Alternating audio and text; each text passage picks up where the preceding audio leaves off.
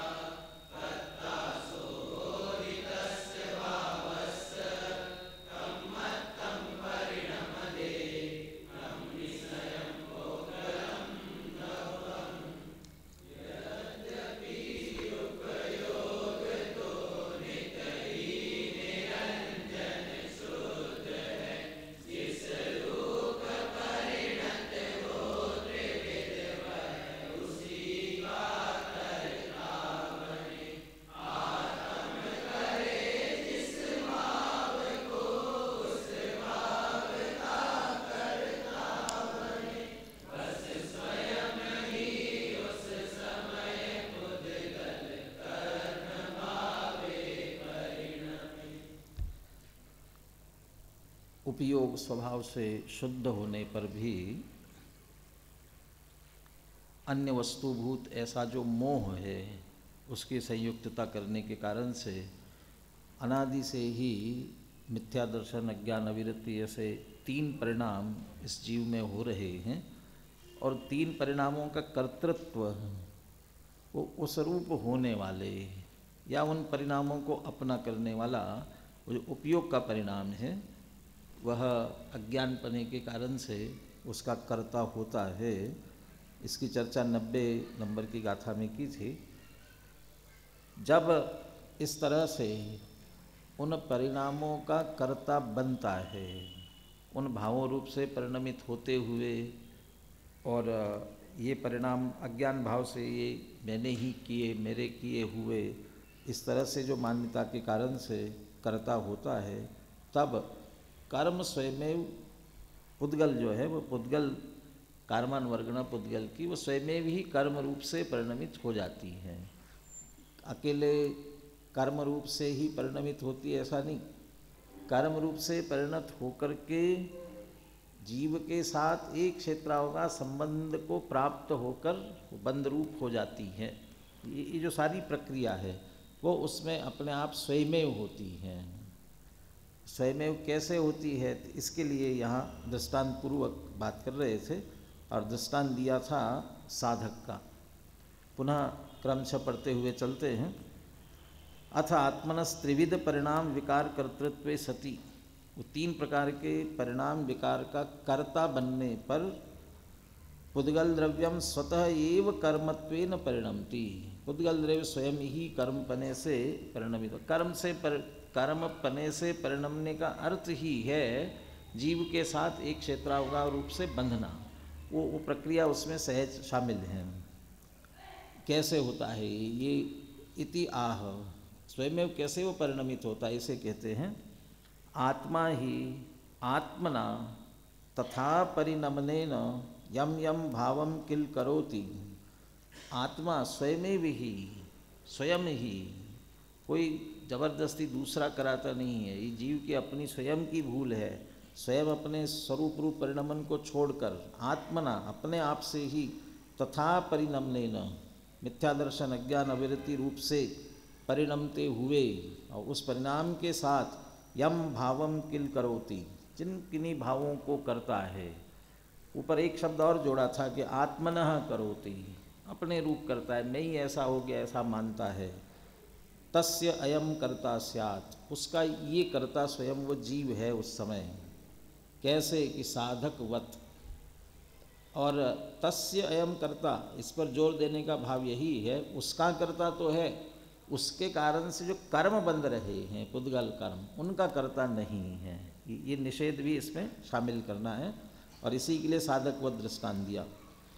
तस्मिन् निमित्ते सति, और इनके निमित्त होने पर पुद्गल द्रव्यम कर्मत्वेन स्वयं परिणमते। पुद्गल द्रव्य जो स्वयं भी कर्मपने से परिणमित होता है। साधकवत ये दृष्टांत दिया, उसे तथाई कहकर के स्पष्ट करते हैं। इसमें साथ साथ में निमित्त नैमित्तिक संबंध होता है, वो उसके लिए पीछे भी आए शब्द अनुकूल शब्द का प्रयोग करते हैं निमित्तपने में, और इसीलिए निमित्त की परिभाषा में ही दिया। जब द्रव्य स्वयं कार्य रूप से परिणमित होता है तब अनुकूलता का आरोप जिस पर आता है वो उसको निमित्त कहते हैं। अनुकूल और अनुरूप, जो तदरूप ही होगा, उस रूप परिणमित होता है, वो तो स्वयं करता है वही द्रव्य, और जो उस रूप होता तो नहीं लेकिन उसके होने में अनुकूलता होती है उसकी, वो निमित्त कहलाता है। ये अनुकूल शब्द का प्रयोग इसमें किया। यथा साधकः किल तथाविद ध्यान भावेन आत्मना परिणममानः। तथाविद ध्यान भावेन, अब तथाविद माने कौन से ध्यान भाव से? उस प्रकार के ध्यान भाव से। ये कौन से ध्यान भाव से? कि जो साध्य करना चाहता है उस प्रकार के, क्या कार्य करना चाहता है, तो जो कार्य करना चाहता है उसके लिए वो ध्यान करेगा, उस प्रकार का ध्यान करेगा। वह कार्य जिन मंत्रों के ध्यान से होता है उन मंत्रों का ध्यान करेगा। तो तथाविद ध्यान, तो तीन अलग अलग लेना है, इसलिए तथाविद, उस प्रकार के ध्यान भाव से। और वो जो ध्यान कर रहा है वो आत्मना परिणम माना, वो स्वयं ही परिणमित हो रहा है ध्यान भाव से। तो स्वयं भी अपने आप से ही ध्यान रूप से परिणमित होते हुए ध्यानस्य कर्ता स्यात्, वो साधक जो है वो अपने उस ध्यान का वह कर्ता होता है, क्योंकि वो स्वयं ध्यान भाव से परिणम रहा है, इसलिए ध्यान का कर्ता होता है। तस्मिंस्तु ध्यान भावे, उस ध्यान भाव के होने पर सती, और क्या होने पर, बीच का थोड़ा छोड़ दीजिए, निमित्त मातृभूते सती। ध्यान भावे निमित्त मातृभूते सती, उस ध्यान भाव के निमित्त मात्र होने पर। और वो ध्यान भाव कैसा है? सकल साध्य भाव अनुकूलतया, जो जो सिद्ध करना चाहता है ना उस साध्य भाव के अनुकूल है, अनुरूप नहीं, स्वयं उस रूप नहीं होगा, उस साध्य भाव के अनुकूल है। साध्य भाव अनुकूलतया, साध्य भाव के अनुकूल ऐसे ध्यान भाव के तस्मिन् निमित्त मातृभूते सती। और वो जो ध्यान भाव है ना वो निमित्त मात्र ही होता है, निमित्त मातृभूते सती। ये भी अमृतचंद्र आचार्य निमित्त के साथ मात्र शब्द का प्रयोग भी करते हैं, निमित्त मात्र। और इस मात्र कहना वो कर्तृत्व के निषेध के लिए, वो निमित्त मात्र, निमित्त मातृभूते सती।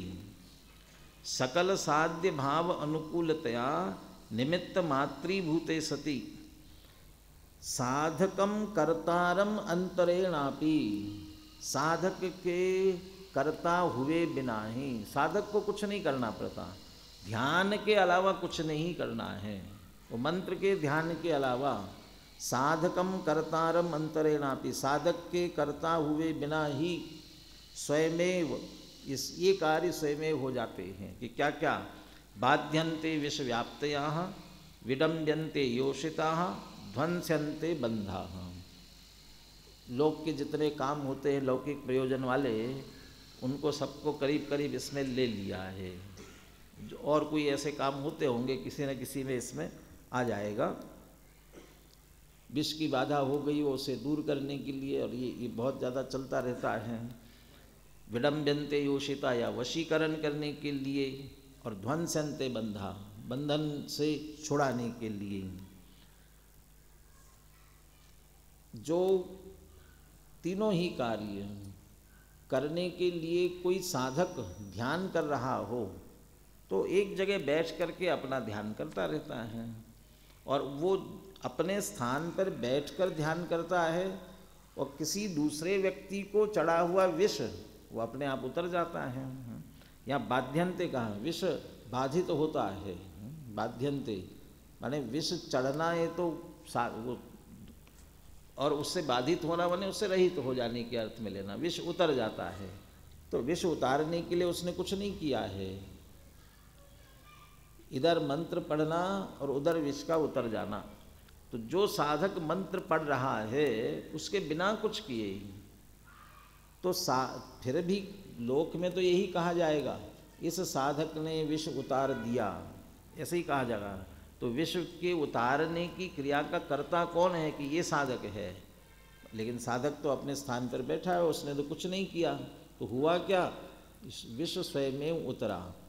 तो स्वयं उतरा है तो फिर वो साधक के पास जाने की जरूरत ही नहीं थी, अपने आप ही उतरना था, अपने आप ही उतर गया। उस मंत्र के निमित्त होने पर, निमित्तपना तो है, लेकिन उस मंत्र ने या जिस मंत्र की साधना करने वाले साधक ने, उसने आकर के वहाँ कुछ नहीं किया है, उसके कारण से सहज यहाँ पर विष उतरा है। ऐसे तीनों क्रियाएं। विडम्बयन्ते योषिता, ये तो बहुत वशीकरण वाली, किसी स्त्री को वश किया, मंत्र पढ़ता जाता है, स्त्री से जो कराना है वो वह कराता रहता है, तो वो स्त्री ऐसी हो जाती हैं। उसको हाथ पकड़ करके कुछ नहीं कराना पड़ता, ये मंत्र पढ़ता जाएगा और वह होता जाएगा। तो विडम्बयन्ते योषिता। और ध्वंस्यन्ते बंधा, बंधन टूट जाते हैं। इसके लिए मानतुंग आचार्य का भी उदाहरण दिया। मंत्र की साधना के साथ निमित्त नैमित्तिक संबंध है। इसके लिए श्रुत पंचमी वाला उदाहरण भी प्रसिद्ध है। धरसेनाचार्य ने भद्रबाहु, भूतबली और पुष्पदंत को एक मंत्र दिया, एक एक मंत्र दिया और साधना करने के लिए कहा। अब उसका साध्य भाव क्या था? उसका साध्य भाव था कि देवियाँ प्रकट होंगी। अब देवियाँ प्रकट तो हुई, लेकिन क्या एक में क्या कमी थी?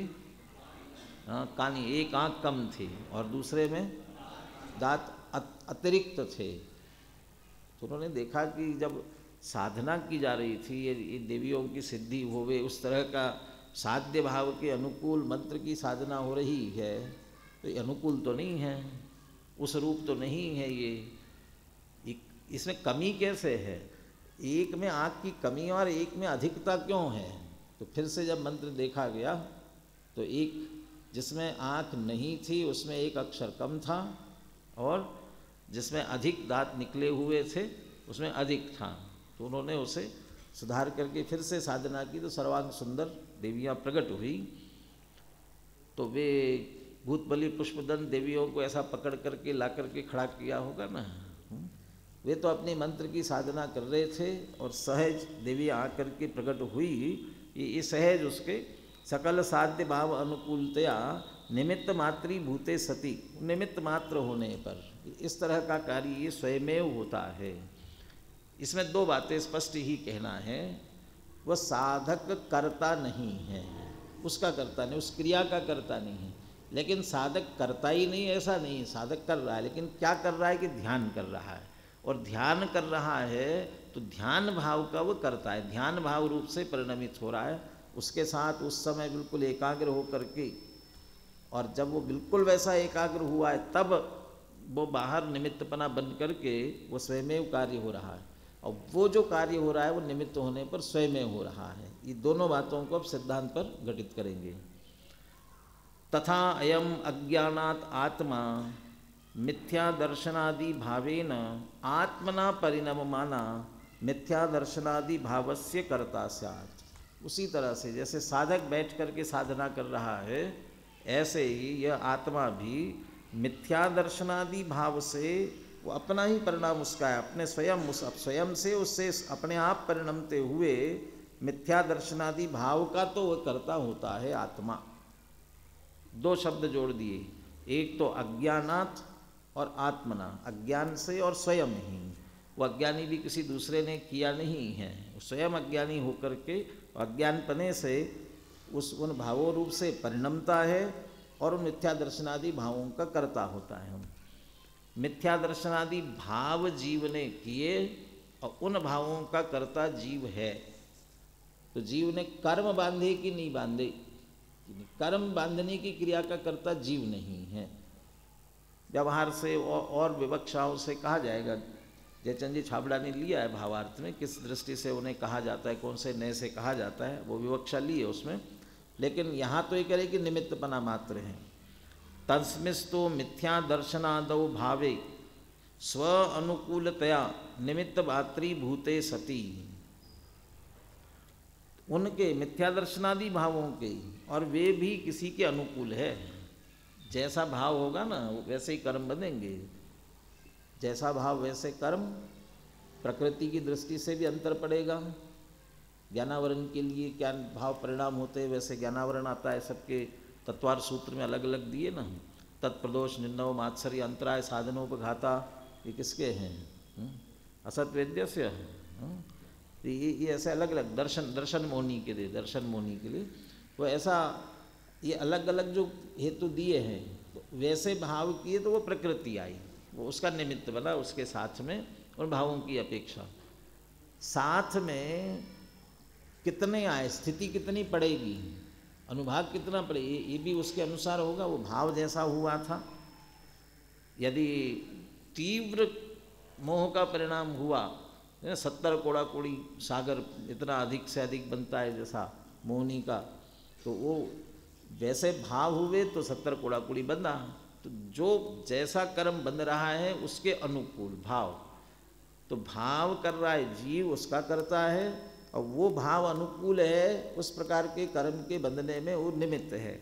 तो तस्मिन् निमित्त मातृभूते सती, वो मिथ्या दर्शनादि भावों के निमित्त मात्र होने पर आत्मानम कर्तारम अंतरेणापि, आत्मा के बिना कुछ किए ही पुद्गल द्रव्यम मोहन आदि कर्मत्वेन स्वयमेव परिणमते।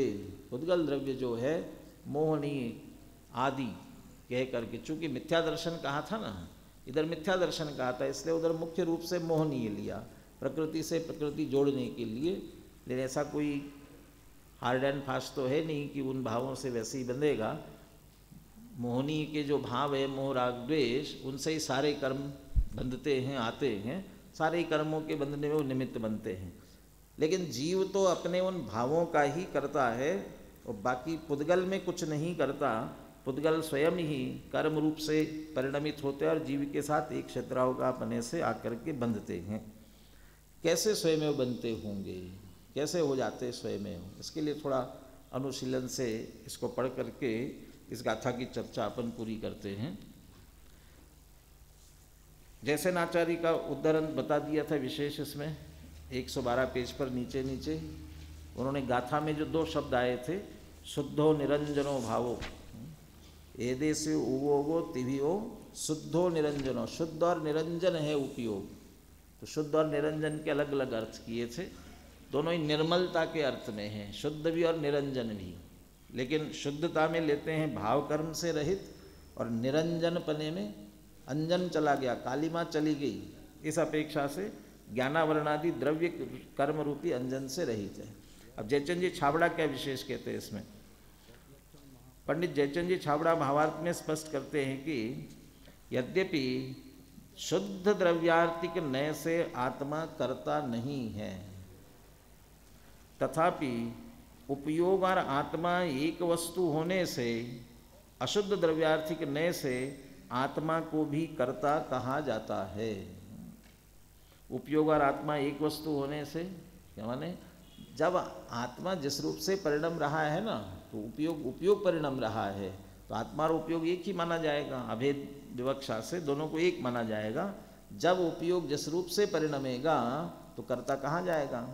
विकार रूप से परिणम रहा है तो विकार भावों का कर्ता है, लेकिन विकारी भाव का कर्ता कहना अशुद्ध द्रव्यार्थिक नहीं है। नहीं तो हम तो कहते आत्मा कर्ता होता नहीं है, आत्मा तो अकर्ता है, वो शुद्ध द्रव्यार्थिक नय से।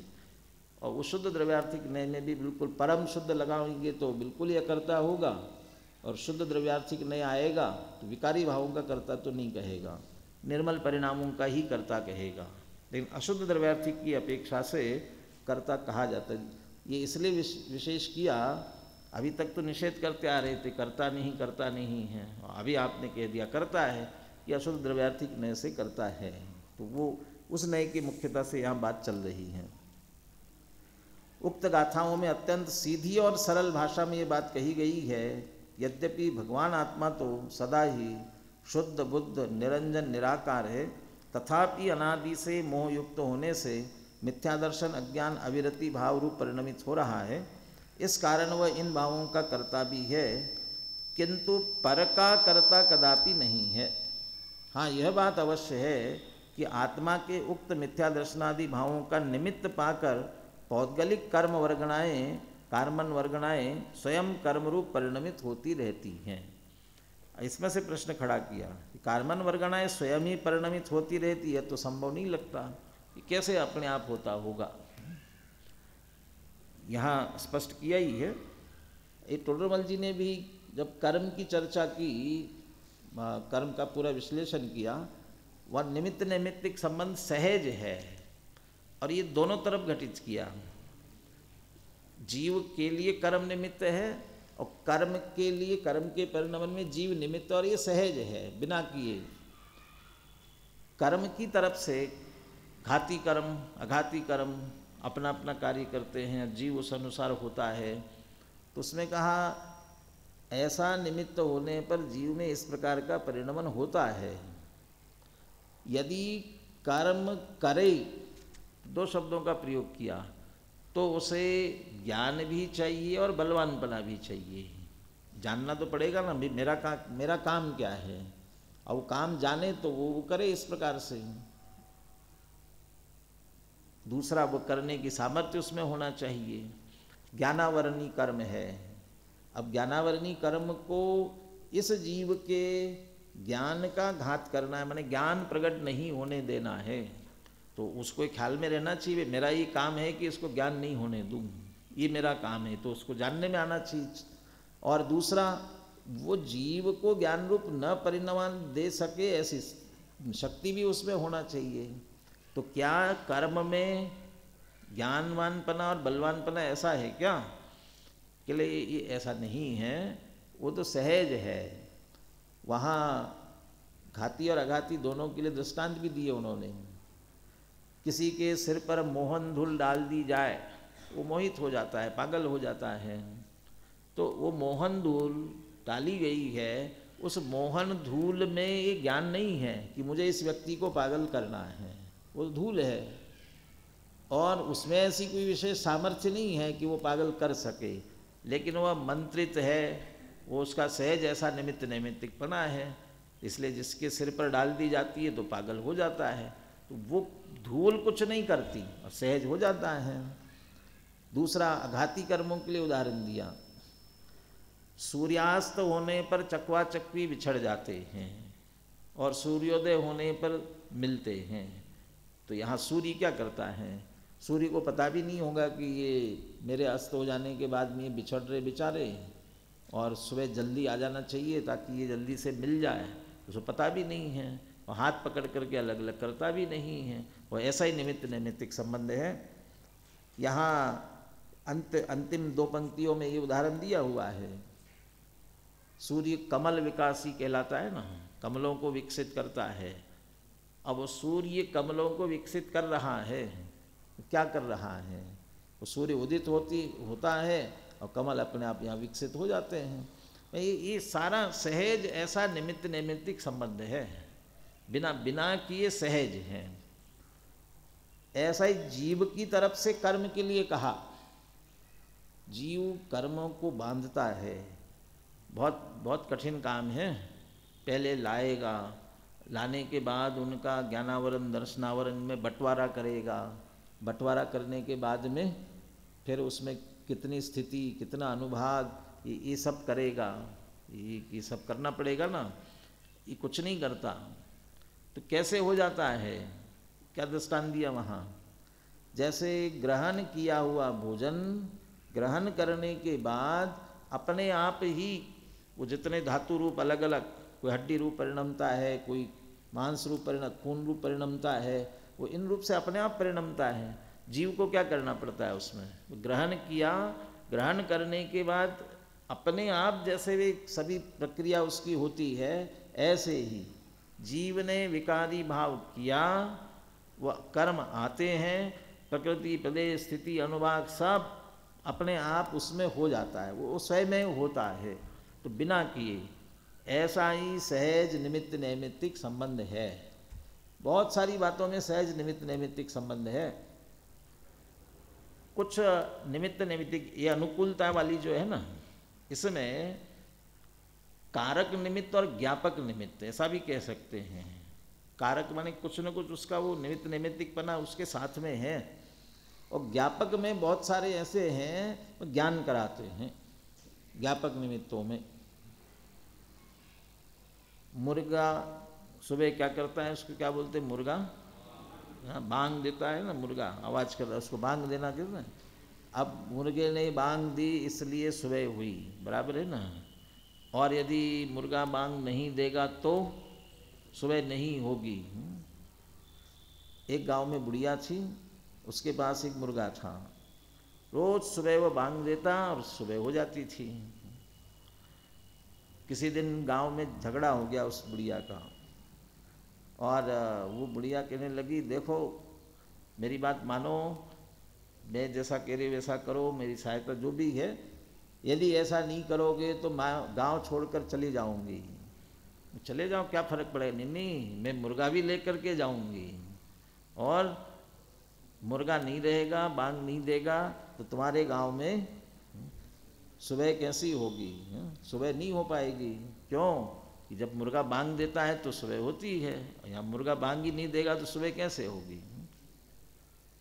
तो मुर्गा बांग देता है तो सुबह होती है, बात ठीक है, लेकिन वो ज्ञापक कारण है, वो तो सिर्फ ज्ञान कराता है। ये बांग दे रहा है इसका मतलब सुबह हो रही है, वो उसका कोई उसके साथ उस तरह का निमित्त नैमित्तिक संबंध भी नहीं है। हम जान जाते हैं कि सुबह हो रही है, लेकिन इनका ऐसा नहीं कि सिर्फ ज्ञापक है, ये इनका कुछ उसके साथ में ऐसा भाव होने पर ऐसा निश्चित रूप से जुड़ा हुआ है। जीव विकार रूप से परिणमित होगा, नियम से कर्म आएंगे, उसमें रंच मात्र भी न समय में न मात्रा में किसी में भी भूल नहीं हो सकती है। किसी में 2-4 समय टाइम अधिक दे दे उसको कि भाई कोई बात नहीं है, बाद में आकर के बंधेंगे, ऐसा नहीं होगा। और कितना बंधेंगे, ये तो थोड़ा अपना दोस्त है इसलिए थोड़ा कम बनते हैं इससे, और ये थोड़ा दुष्ट है, इसको ज़्यादा बंधना चाहिए। वो कोई कर्म के हाथ में कुछ नहीं है, बिल्कुल सहज, इसलिए सहज ही स्वयं परिणमते। पीछे भी निमित्त नैमित्तिक की चर्चा आई थी, वहाँ भी पुरुषार्थ सिद्धिपाई के बहुत सारे श्लोक भी वहाँ उद्धृत किए हुए थे। फिर इससे जिज्ञासा हो तो वहाँ से वो प्रकरण देख लेना। कार्मन वर्गणाएँ स्वयं ही परिणमित होती है, यह तो संभव नहीं लगता है। दुनिया को ये ख्याल भी नहीं आता है, ऐसा कैसे हो सकता है। क्यों, इसमें असंभव क्या है। लोगों की इसी आशंका को निर्मूल करने के लिए टीका में मंत्र साधक का उदाहरण देकर समझाया गया है। यह तो लोक में प्रसिद्ध ही है कि मंत्र से सर्पादि का जहर उतारने वाले मंत्रवादी मंत्र के शब्दों का उच्चारण तक नहीं करते, अपितु मंत्र को मन में ही बोलते हैं। मन में बोलते हुए ध्यान करते उस मंत्र का, फिर भी दूर बैठे मनुष्यों का जहर उतर जाता है। इसी प्रकार यहाँ आत्मा मिथ्यात्वादी भावों रूप परिणमित होता है और वहाँ कार्मन वर्गणाएँ कर्म रूप परिणमित हो जाती है, तथा यहाँ आत्मा सम्यक दर्शनादि रूप परिणमित होता है और वह कर्म बंधन अभाव को प्राप्त हो जाते हैं। वो सहज इधर संवर निर्जरा होने लग जाती हैं। ये ऐसे भावों के साथ में ऐसा ही सहज निमित्त नैमित्तिक संबंध है। टीका में विष उतरने के अलावा भी 2 उदाहरण दिए हैं। मंत्रों के प्रभाव से स्त्रियाँ विडम्बना को प्राप्त होती है, बंधन स्वयं टूट जाते हैं। ये बातें भी लोक में घटित होती देखी जाती हैं और इस प्रकार के कथन शास्त्रों में भी पाए जाते हैं। भगवान ऋषभ देव की भक्ति के प्रभाव से आचार्य मानदुंग के बंधन टूट जाने की बात तो प्रसिद्ध है ही, और भी अनेक प्रकार की अनेक कथाएं शास्त्रों में आती है तथा लोक में भी प्रसिद्ध है। तो मंत्र साधक के उदाहरण को यहाँ समझ सकते हैं। आकाश में सूर्य का उदित होना और उसके निमित्त से सरोवर में कमलों का खिलना आदि अनेक उदाहरण देखे जा सकते हैं, जिनसे सहज निमित्त नैमित्तिक भाव सिद्ध होता है। यहाँ तो यही बताना अभिष्ट है कि इनमें सहज निमित्त नैमित्तिक भाव ही है, कर्ता कर्म संबंध नहीं है। निमित्त नैमित्तिक भाव को समझने के लिए लेखक की अन्य कृति निमित्त उपादान का गहराई से अध्ययन करना चाहिए, जिससे वास्तव में कौन करता, कब करता, कैसे करता, ये बात भी पूरी ख्याल में आएगी और निमित्त पने का क्या स्वरूप है ये समझ में आ सकेगा। यहाँ तो प्रकरण मुख्य रूप से मिथ्यात्वादी भाव जो हुए वो कहाँ से आए, तो अज्ञान के कारण से, यार उनका कर्ता जीव है। यहाँ वो कर्ता पने पर जोर देना है विशेष रूप से। गुरुदेव का भी उद्धरण पढ़ करके पूरा करते हैं। देखो, मंत्र साधक अपनी मंत्र साधना की अथवा ध्यान की पर्याय का करता है, परंतु जो दूसरों का जहर उतर जाता है उस जहर के उतरने की क्रिया का करता वह नहीं है। कहा है ना कि उसमें साधक का ध्यान अनुकूल होने से, निमित्तभूत होने पर साधक के करता हुए बिना ही सर्पादिक का जहर स्वयं में उतर जाता है। पर में जो परिणति हुई वह मंत्र साधक की नहीं हुई है। मंत्र साधक का ध्यान निमित्तभूत होने पर उसके करता हुए बिना ही स्वयं स्त्रियां स्वयं में विडंबना को प्राप्त हो जाती हैं। स्त्रियों में विडंबना की अवस्था उनकी स्वयं से हुई है, उसमें मंत्र साधक का कुछ काम नहीं है। उनकी विडंबना रूप क्रिया का कर्ता मंत्र साधक नहीं है। ये दोनों का स्वतंत्र परिणमन। या आचार्य ने कहा है ना कि स्त्रियां स्वयं विडंबना को प्राप्त होती है, माने मंत्र साधक उसमें कुछ नहीं करता। उसी प्रकार साधक का ध्यान निमित्त भूत होने पर साधक के करता हुए बिना ही कर्म बंध स्वयं टूट जाता है।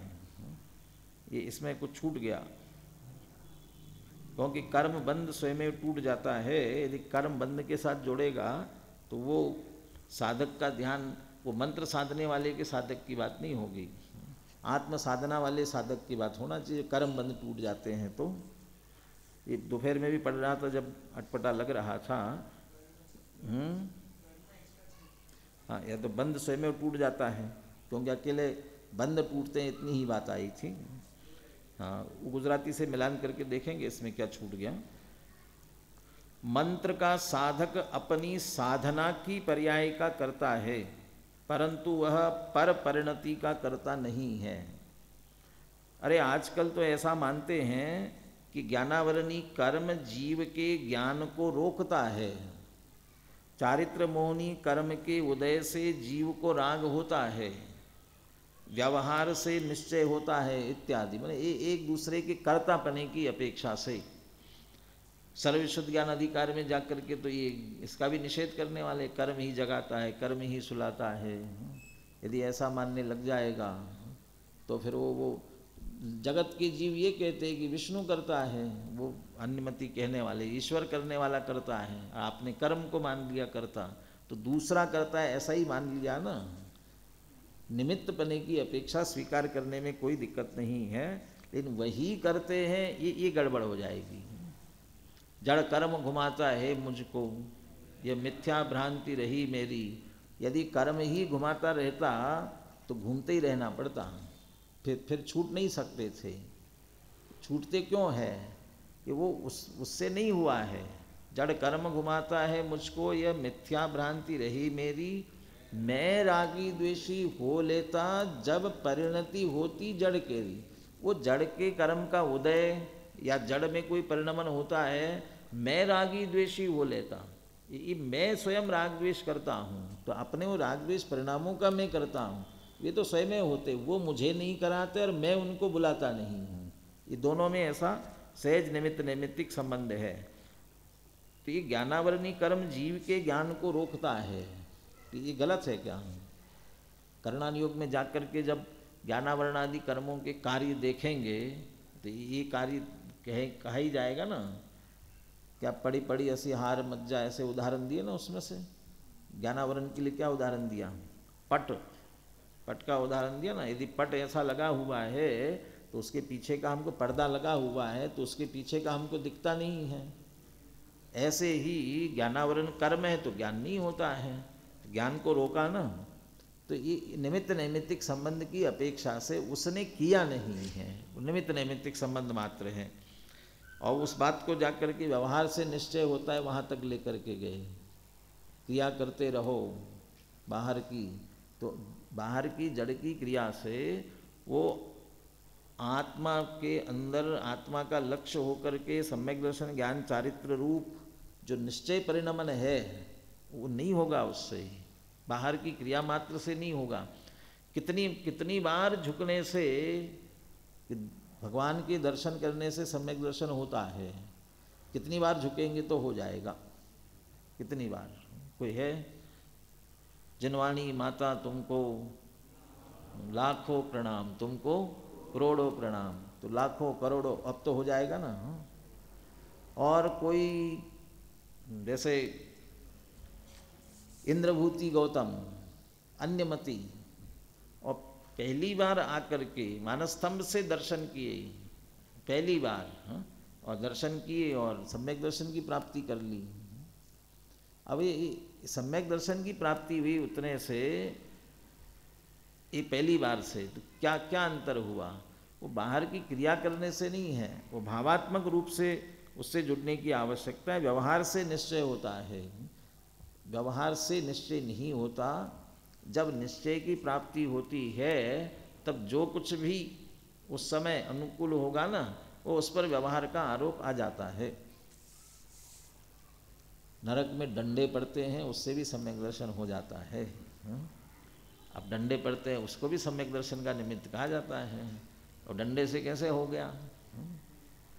वो डंडे पड़ रहे थे और उसी समय क्या भयंकर ऐसी वेदना क्यों भोगनी पड़ रही है, यहाँ क्यों आया, वो ऐसा विचार किया। और वेदना, वो वेदना उसको भी निमित्त कहा गया। अब वो अपने स्वरूप को समझ करके उस समय विचार करके असम्यक तो प्राप्त कर लिया, तो उसको तक, वेदना को तक को भी निमित्त कह दिया ना उसमें। चूँकि उस समय स्वलक्ष्य करने के लिए तत्काल वो निमित्त वेदना बनी, तो उसमें भी सम्यक दर्शन का निमित्त बने का आरोप किया गया। तो जो होता है उस पर निमित्त बने का आरोप आ सकता है, कर्तृत्व तो नहीं हो सकता है। यदि ऐसा ही वेदना से ही सम्यक दर्शन होता है तो खूब डंडे लगाओ सबको, तो अच्छे से हो जाएगा सम्यक दर्शन। हो जाएगा कि नहीं होगा? अब वहाँ भी तो नरक में तो बहुत और जीव भी तो डंडे खा रहे, वेदना भोग रहे हैं ना। उनको कहाँ हुआ? जिन्हें हुआ होने पर उस वेदना को भी निमित्त कहा गया। ऐसा निमित्त नैमित्तिक संबंध है। परंतु भाई ऐसा नहीं है। यहाँ तो यह कहते हैं ज्ञानावरणी कर्म के कर्ता हुए बिना ही ज्ञान की हीन दशा स्वयं में होती है। तो उसमें अपने में ज्ञान में उस समय हीन रूप होने की योग्यता, उसके कारण से हीन दशा हुई। बहुत सूक्ष्म बात है। जो निमित्त नैमित्तिक हावी हुआ, निमित्त पने का, यही इसी से होता है। ये जो हावी हो गया हो तो ये बात ख्याल में नहीं आएगी। ये वस्तु स्वरूप की जो भिन्नता है वो ध्यान में नहीं आ सकती। इसलिए कह रहे हैं बहुत सूक्ष्म बात है भाई, परंतु समझने जैसी है। उपयोग को सूक्ष्म करने से समझ में अवश्य आएगी। तो भाव का कर्ता जीव को माना जाए, और वैसे भाव होने पर कर्म आदि वंदना इत्यादि जो भी कार्य होते हैं वे निमित्तपने से सहज होते हैं। जीव को उसमें कुछ भी करना नहीं पड़ता है। अब आगे पुनः दो गाथाएं एक साथ ले रहे हैं, 92 और 93। यहाँ ये कहा था कि अज्ञानात्, अयम आत्मा अज्ञानात्, अज्ञान से उस प्रकार के परिणाम करते हुए उन भावों का कर्ता होता है। इसलिए प्रश्न खड़ा कर रहे हैं, अज्ञानात् एव कर्म प्रभवति, ज्ञानात् तो कर्म न प्रभवति। अज्ञान से कर्म हो रहा है और ज्ञान होगा तो कर्म भी नहीं होगा। ये दोनों दृष्टि से पुनः मैंने सार भेद विज्ञान पुनः पुनः इस बात का कराना चाहते हैं। इसकी चर्चा अपन आगे कल करेंगे।